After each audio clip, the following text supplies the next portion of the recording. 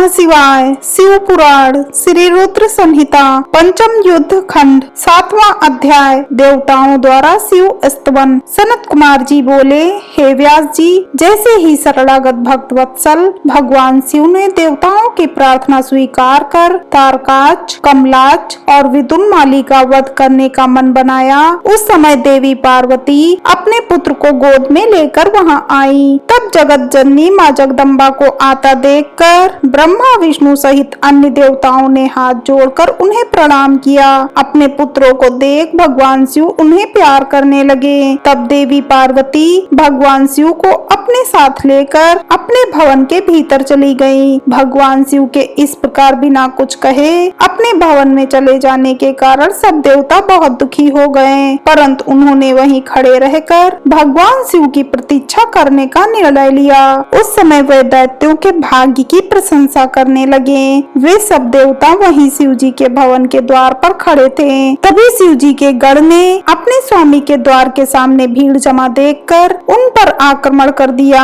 देवता इस अनजान खतरे से संभल न सके और अपने प्राणों की रक्षा के लिए इधर उधर दौड़ने लगे। कई साधु और ऋषिगण गिर पड़े। चारों ओर हाहाकार मच गया। तब भयभीत होकर सब देवता भगवान श्री हरि विष्णु की शरण में गए। देवताओं को समझाते हुए श्री हरि विष्णु ने कहा, देवताओं तथा मुनिगणों, आप लोग क्यों इतना दुखी हो रहे हैं? महान पुरुषों की आराधना करने में दुख तो आते ही हैं। इन कष्टों को झेल कर ही भक्त की दृढ़ता बढ़ती है और तब वह अपने आराध्य देवों को प्रसन्न कर पाता है। भगवान शिव तो समस्त गणों के अध्यक्ष तथा परमेश्वर हैं। आप सब मिलकर भगवान आशुतोष की प्रसन्नता के लिए ओम नमः शिवाय, शुभम शुभम, कुरु कुरु शिवाय नमः ओम मंत्र का 1 करोड़ बार जाप करो। वे इससे अवश्य ही प्रसन्न होंगे और हमारा कार्य पूरा करेंगे। भगवान श्री हरि विष्णु के इन वचनों को सुनकर सभी देवता बहुत प्रसन्न हुए और सहर्ष भगवान शिव की आराधना करने लगे। अपने कार्य की सिद्धि के लिए उन्होंने 1 करोड़ बार विष्णु जी द्वारा बताए गए मंत्र का जाप करना आरंभ कर दिया।